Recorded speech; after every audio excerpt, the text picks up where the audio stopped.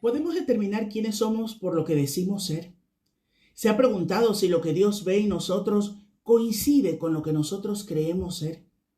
Los creyentes, en sí toda la humanidad, deberíamos preocuparnos más por definir esencialmente lo que somos ante los ojos de Dios. En varias ocasiones vemos a muchas personas proclamando una fe que no concuerda con sus estilos de vida. Actualmente pareciera que decir ser cristiano está de moda. Vemos políticos, músicos, personajes famosos, influyentes, que en la actualidad se reconocen como creyentes por algún tiempo. Pero fácilmente sus conversaciones, discursos o estilos de vida los definen como un mundano más. Aunque esto es algo que no suele ocurrir tan lejano a nosotros. Lamentablemente acontece en nuestro propio entorno. En la actualidad hay muchos autodenominados creyentes cuyas vidas no se ajustan al estándar de vida que nos enseñó Jesús. Son personas que viven profesándose justas por sus propios méritos, creyendo que pueden alcanzar una relación con Dios mediante su moralidad y su religiosidad, pero en realidad tienen una perspectiva incorrecta acerca de sí mismos. No basta con decir que somos buenos, porque incluso si decimos que hemos alcanzado la suficiente madurez espiritual, estamos haciendo una autoevaluación. Y esto es algo que solo le corresponde a Dios. Esa falsa certeza solo nos empobrece espiritualmente. Hay una porción en las Escrituras de la que nos vamos a ocupar en este día, donde nuestro Señor Jesucristo nos relata una parábola impactante, con una poderosa enseñanza a través de la historia de dos hombres, dos posturas, dos oraciones y dos resultados diferentes. Se trata de la parábola del fariseo y el publicano. Se encuentra en el libro de Lucas capítulo 18, versículos del 8 al 14 que damos lectura. A unos que confiaban en sí mismos como justos y menospreciaban a otros, dijo también esta parábola. Dos hombres subieron al templo a orar. Uno era fariseo y el otro publicano. El fariseo, puesto en pie, oraba consigo mismo de esta manera: Dios, te doy gracias porque no soy como los otros hombres, ladrones, injustos, adúlteros, ni aun como este publicano. Ayuno 2 veces a la semana, doy diezmo de todo lo que gano. Mas el publicano, estando lejos, no quería ni aun alzar los ojos al cielo, sino que se golpeaba el pecho diciendo: Dios, sé propicio a mí, pecador. Os digo que éste descendió a su casa justificado antes que el otro, porque cualquiera que se enaltece será humillado, y el que se humilla será enaltecido. Esta historia describe el estado de dos hombres delante de Dios, quien invierte por completo ese pensamiento religioso de autojustificación del primer hombre que solo trae condena. Y por el contrario, el otro hombre injusto, pero arrepentido delante de Dios, termina siendo justificado. No hay manera alguna en la que un pecador pueda ser justo por sí mismo. Alguien que sienta que según sus méritos es aprobado por Dios, en realidad está autoengañado. La Escritura dice: engañoso es el corazón más que todas las cosas y perverso. Es Dios quien escudriña la mente y prueba el corazón. Ahora bien, la palabra justificado significa hecho justo, no culpable. Significa ser aprobado y aceptado por Dios, que es exactamente lo que Jesús dijo acerca del publicano. Dios lo aceptó a él y rechazó al fariseo, que estaba haciendo alardes de su religión ceremonial y ritualista llena de méritos humanos. El fariseo se cree justo, es soberbio, prepotente al menospreciar a otros. En realidad, él no busca misericordia, no expresa nada de lo que tenga que arrepentirse, por eso no busca perdón, sino exaltarse a sí mismo. Vive proyectándose en una mentira que condena. Permítame ayudarle a entender esto. La realidad de la condición espiritual de una persona se manifiesta en la conducta de uno con relación a la ley de Dios. La ley tiene el propósito de llevarnos a ese punto. de despertarnos a la realidad de lo que somos, de nuestras carencias, de nuestra pecaminosidad y nuestra dependencia absoluta de Dios, de su justicia. La ley de Dios fue diseñada para mostrarnos cuán lejos estamos del estándar de Dios y cuán desesperadamente necesitamos un redentor. Todo aquel que confía en su propia justicia está envuelto en una confianza que solo trae condenación. La profesión falsa no tiene ningún valor. Por otro lado, el publicano, quien es objeto de menosprecio, se siente culpable, se siente inmundo. Su humildad queda expuesta en su postura. Dice la Escritura que no se atrevía ni a mirar al cielo. Siendo menospreciado, se mantenía apartado. Se reconoce pecador y se muestra arrepentido. Él tiene clara su propia indignidad, por eso exclama: Dios, sé propicio a mí. Su única esperanza era recibir la misericordia de Dios, y este hombre, desaprobado por el mundo, es aprobado por Dios. Como dice Jesús en el versículo 14, este hombre se va a casa justificado. Él es humilde y entonces termina siendo exaltado. El que piensa que es bueno es condenado.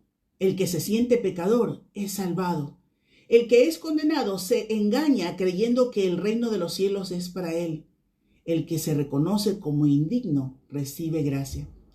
El condenado busca ser reconocido como bueno ante el mundo, y aquel que es salvo busca el perdón de Dios en humildad. ¿Quién de estos hombres es usted? A continuación, un importante estudio sobre esta parábola. Permanezca con nosotros y al final recuerde compartir este programa. Frente a los caminos de la vida, el Señor nos dejó enseñanzas de cómo transitar. Veíamos en el programa anterior que frente a estos caminos de la vida, el Señor nos enseñó la necesidad de orar siempre. La oración como un recurso, como una ayuda frente al camino. Y para eso nos presentaba la parábola de la viuda y el juez injusto. En el mismo pasaje de Lucas 18, en los versículos 9 al 14, nos encontramos con una segunda parábola que tiene que ver con estos caminos de la vida. ¿Y qué buscamos frente a lo que tenemos por delante? ¿En qué estamos haciendo el énfasis? Lucas 18, 9 al 14 nos va a hacer cuestionarnos esto. ¿Qué estamos buscando? ¿Aptitudes o actitudes frente a la vida? Fíjate que suenan parecido estas palabras, aptitud y actitud, pero son muy diferentes. La aptitud es el conjunto de nuestras capacidades para la vida, nuestro currículo con el cual nos presentamos en sociedad para defender todo aquello que nosotros podemos lograr, nuestros méritos, lo que nosotros somos, lo que podemos conseguir, nuestra autorrealización. Eso que es nuestra meta. Sin embargo, la actitud tiene más bien que ver con las disposiciones internas que nos llevan a tomar decisiones correctas. Aquello que nos lleva a ir más allá, esa visión realista de lo que somos. Cuando nos acercamos a este valle de la vida, el Señor se para con dos personajes que tenían que enfrentar la vida presente y la eternidad. Y dos personajes que no solo buscaban el camino a transitar, sino también la justificación para argumentar sus derechos. Y ahí vamos a ver contrastes. Uno de ellos está apelando a sus aptitudes para la vida. Se lo merece todo. Tiene derecho a todo. El otro, una actitud humilde, reconoce que no merece nada. ¿Quién es justificado de estos dos? ¿Con quién te posicionarías? ¿Quién merece tu aprobación? Porque muchas veces en este mundo tomamos ideas que pueden ser reales, pero las llevamos a un extremo. Y empezamos a argumentar que es lo que tú mereces, lo que tú te empeñas, lo que tú logras lo importante. Inconscientemente nuestra sociedad nos llama a elegir a los aptos para el equipo en el que estamos. Pero sin embargo son los actos los que van a manifestar la diferencia. ¿Recuerdas esas escenas de niños en el recreo de escuela formando equipos para algún juego? Y generalmente todos escogían primeramente a los más aptos para conseguir la victoria. Los capitanes elegían, y cada uno escogía al más ágil, al más rápido, al mejor jugador. Pero Dios no escoge así. Su perspectiva es muy diferente para la vida a la que nosotros tenemos. no son nuestras aptitudes, sino la actitud que tenemos delante de Dios lo que va a marcar la diferencia. Y esta parábola nos va a hablar de esta realidad. Escribía Warren Wiersbe en un comentario sobre esta parábola, esta frase. Él decía, de nuevo tenemos un énfasis en los contrastes. Un fariseo que habla consigo mismo y de sí mismo. Un publicano que ora a Dios. Un fariseo que podía ver los pecados de otros, pero no podía ver el suyo. En tanto que un publicano que se concentraba en sus necesidades y las admitía con franqueza. Un fariseo que se jactaba, un publicano que oraba. Un fariseo que va a regresar a su casa peor de lo que salió. Un publicano que volvió a su casa perdonado. Contrastes que nos hablan ahí, porque esta parábola nos presenta la realidad de una sociedad que vive en este sentido, justificándose, argumentando, defendiendo, diciendo lo que podemos hacer, lo que somos, pero sin contar con Dios, sin tener fe, sin vivir con esperanza, que únicamente se cobija bajo el esfuerzo propio, el mérito, y saliendo a la luz cuando vemos la realidad de nuestro entorno, los grandes pecados que están condenando a esta generación. Y es que a veces nos quedamos con los síntomas, con esa inmoralidad o esas crisis que nos rodean, pero los grandes pecados de nuestra sociedad no son estos. Los grandes pecados de nuestra generación son la soberbia, el orgullo y la autosuficiencia. La soberbia, que es ese deseo o pretensión de superioridad sobre los demás. Nos vemos mejor, nos comparamos, no soy tan malo como aquel, no soy tan incompleto como el otro. Y eso nos hace llevar a un rechazo del sometimiento a Dios. No necesito. Pretendemos ser autosuficientes, pretendemos autoexcitarnos, autorrealizarnos, conseguir nosotros nuestras metas. No necesitamos de nada ni de nadie. Ese pecado que se manifiesta en ese orgullo rebelde que rehúsa depender de Dios, de sujetarse a Él, no necesitamos, y se atribuye para sí mismo el honor que se le debe a Dios. Y al final lo importante es el ser humano, lo que tú logras, esa misma raíz que está en la esencia del pecado. Ese orgullo de decir no necesito, yo soy suficiente, yo puedo, yo controlo. El poder está en ti, que nos dice. Y esa soberbia, ese orgullo que nos lleva a la autosuficiencia, ese estado o condición de decir que se basta a uno mismo, presunción, engreimiento, no necesitamos de nada ni de nadie. Nosotros solos podemos lograrlo todo. Esa es la visión de nuestro tiempo.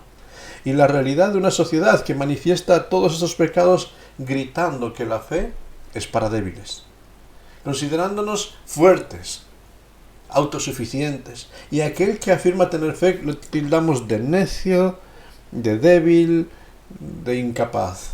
Gritan de una forma u otra al cristiano que le han lavado el cerebro, como si en su mente fuesen plenamente cabales y capaces de comprender su realidad y su historia.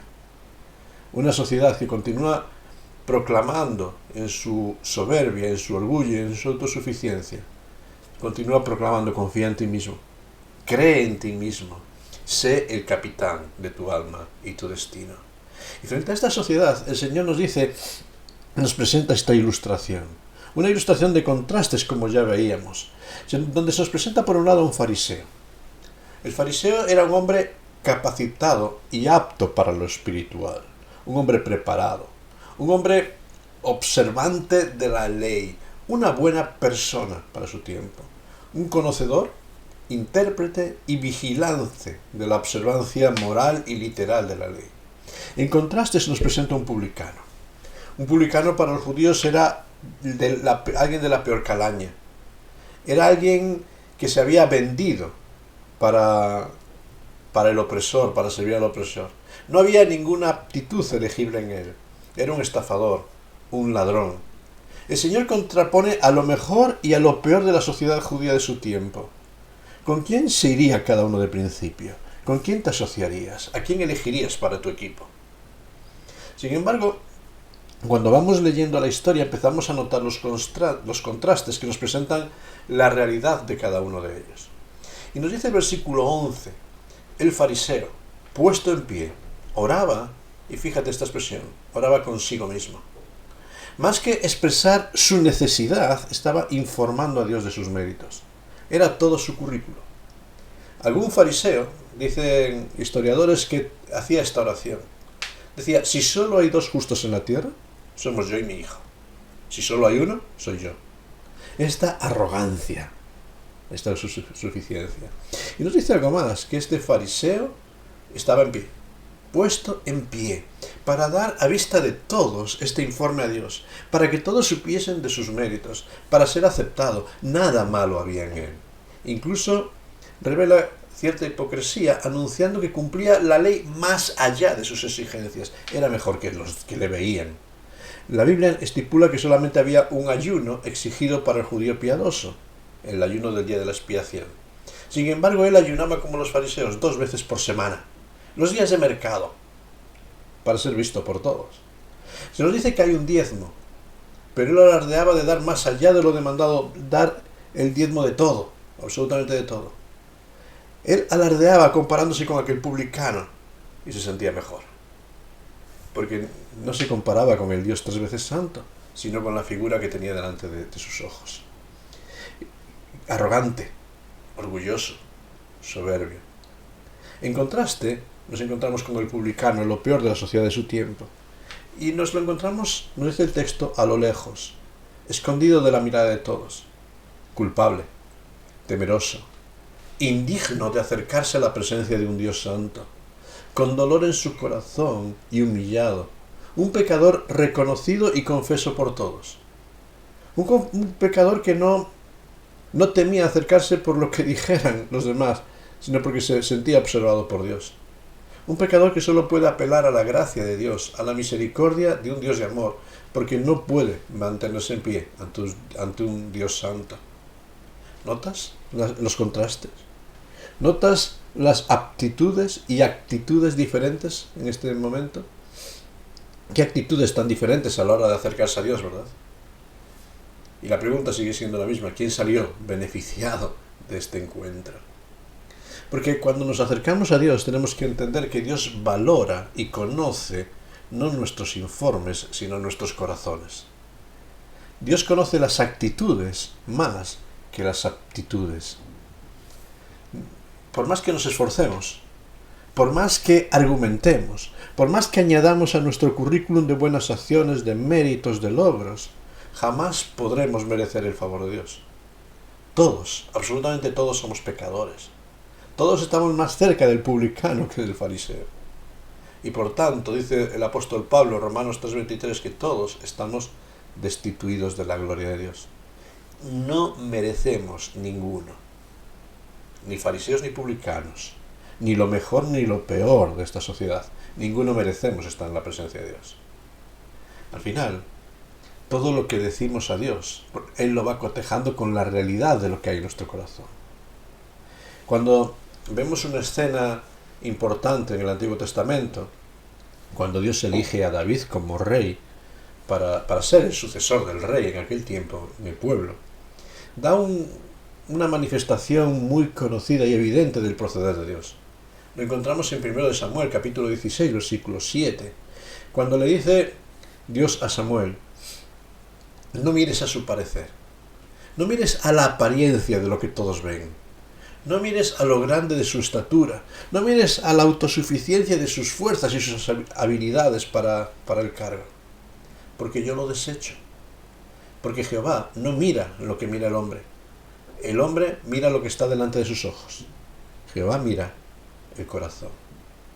Esta es una realidad tremenda, porque Dios es el que salva, no a los rectos de su conducta, sino a los rectos de corazón. Salmo capítulo 7, versículo 10. No los legalistas, no los aprobados por sí mismos, no aquellos que dicen lo he guardado todo, sino aquellos que reconocen el verdadero estado de su corazón y su necesidad y su dependencia. Lo que justifica al pecador no es la religión. Por eso muchas veces decimos que ninguna religión salva. Lo que justifica al pecador, lo que nos declara justos, es la fe depositada en Cristo como nuestro Señor y Salvador. No mis méritos, sino sus méritos. No mi capacidad, sino su capacidad. No lo que yo digo, sino lo que Él dice. No lo que yo conozco, sino lo que Él conoce de mí. Fíjate la diferencia. No somos justificados por lo que nosotros aportamos, sino por lo que Dios aporta para cada uno de nosotros por medio de Cristo. ¿Lo aceptamos o no lo aceptamos? La humildad. Ese corazón contrito y humillado nunca va a ser despreciado por Dios, dice el Salmo 51, versículo 17. Sin embargo, la arrogancia y la soberbia, Él la detesta. Lo que Dios espera de cada uno de nosotros no es que digamos que no hay pecado en nosotros. No es que vayamos por la vida diciendo, he logrado vencer al pecado.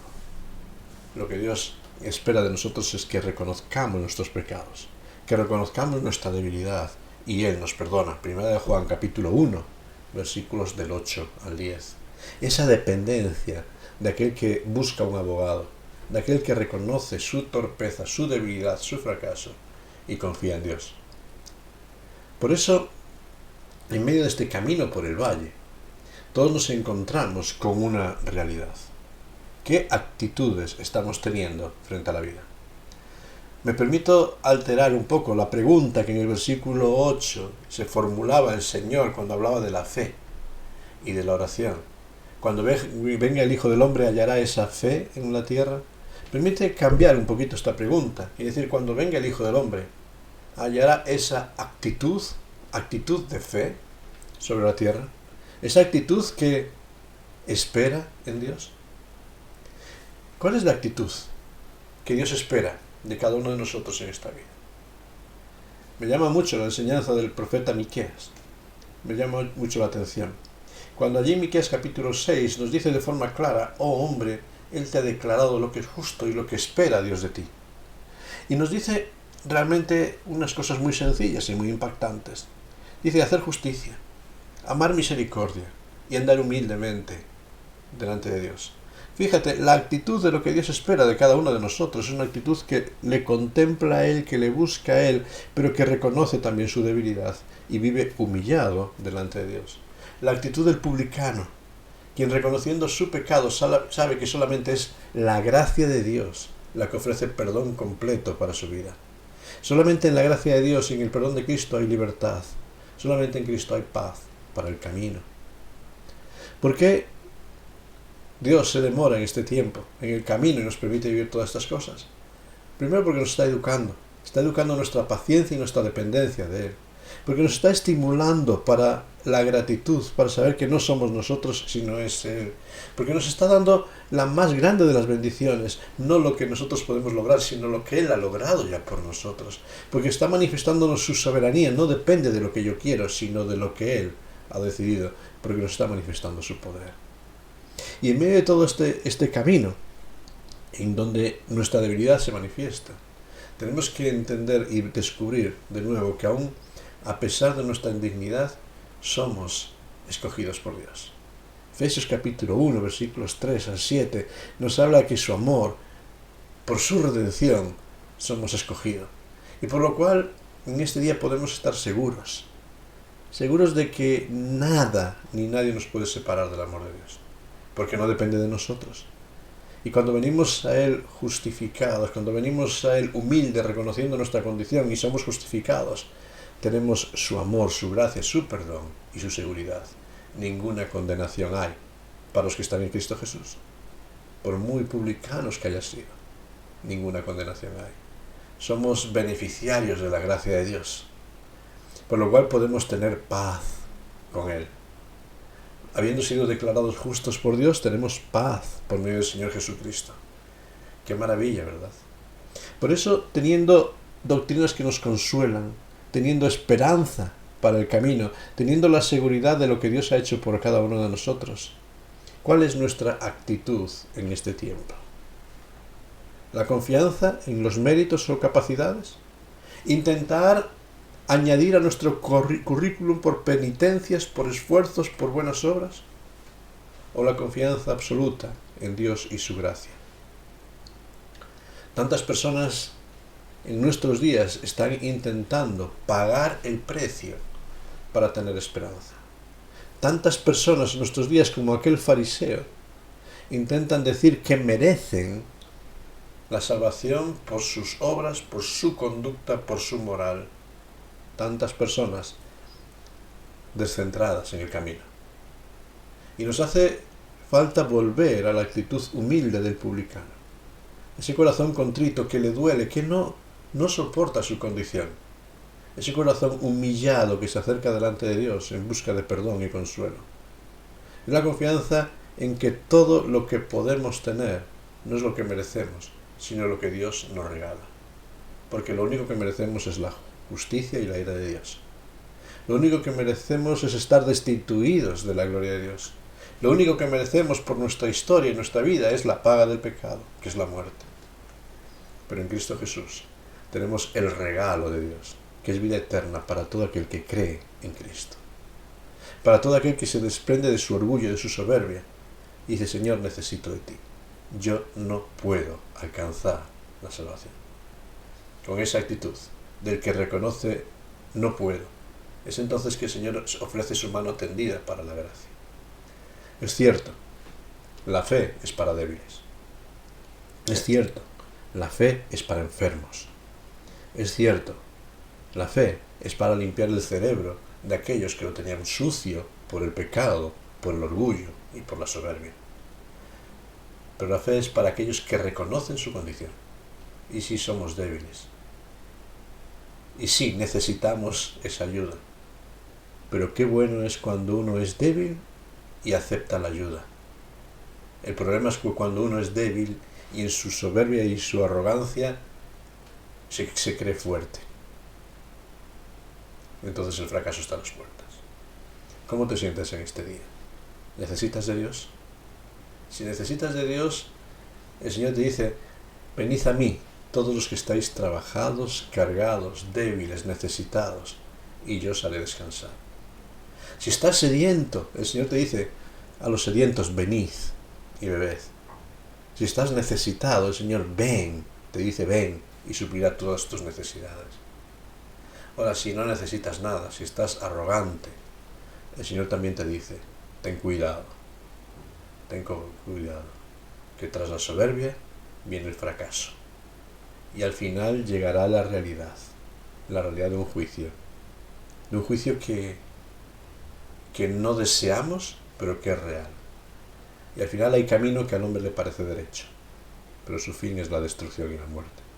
Solamente hay un camino que tiene esperanza y ese es Cristo.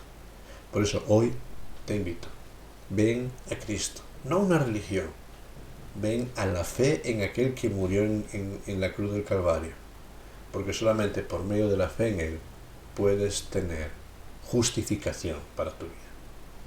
Hoy puedes salir como el fariseo entristecido o como el publicano justificado. ¿Cómo quieres salir hoy de tu encuentro con Dios? Que Dios te bendiga y escoge la mejor actitud para la vida, que es la humildad dependiente de Cristo.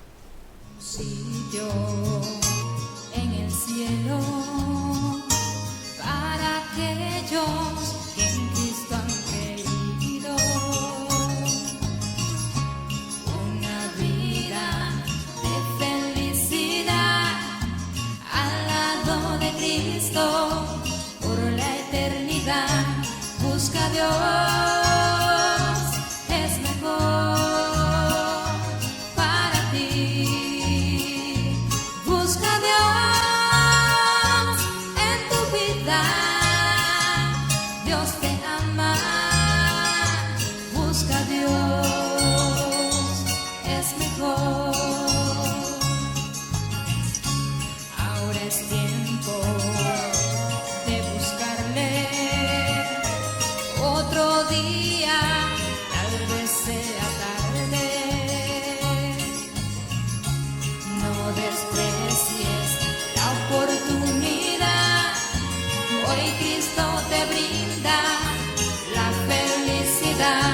Busca a Dios, es mejor para ti.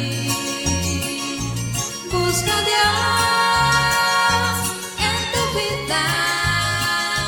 Dios te ama, busca a Dios, es mejor. Hay muchas cosas que te atan en la vida, vives enfrascado en los problemas de hoy. Solo tu dinero, tu trabajo y tu placer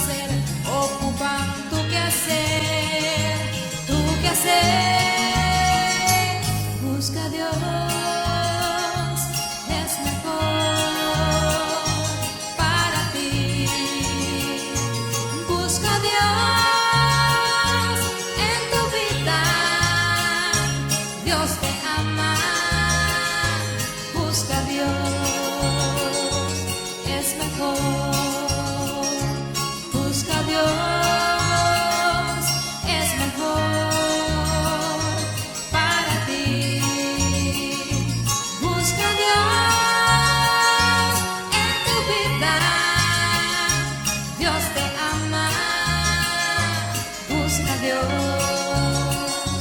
es mejor. Busca a Dios, es mejor. Busca a Dios, es mejor. Escribía el sabio en Proverbios capítulo 16, versículo 18. Antes del quebrantamiento es la soberbia, y antes de la caída, la altivez de espíritu. Realmente esta arrogancia, esta soberbia que muchas veces nos domina para creer que no necesitamos nada ni de nadie, es la que está destruyendo y llevándonos a la ruina espiritual, a la ruina moral y a la falta de esperanza eterna. Claro que necesitamos de Dios. Claro que necesitamos de Dios en nuestra vida, y mientras no volvamos a Él, ninguna estrategia social, económica, política o moral, religiosa, ninguna estrategia va a cambiar el rumbo de nuestra sociedad. El constante de la Escritura es el mismo. Volveos a mí, dice Dios, y yo me volveré a vosotros. Buscadme, dice Dios, y viviréis. Porque sin Dios no hay vida. Sin Dios lo único que nos queda es el quebrantamiento y la caída.